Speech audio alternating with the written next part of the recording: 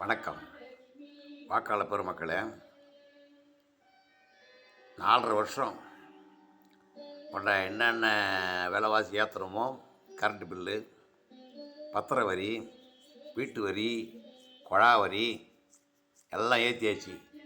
ஏறக்குறைய 4000 5000த்துக்கு ஒன்று ஒரு வருஷத்துக்கு செலவு ஏற்றிட்டு 1000 ரூபா மாதம் கொடுத்துட்டாச்சு.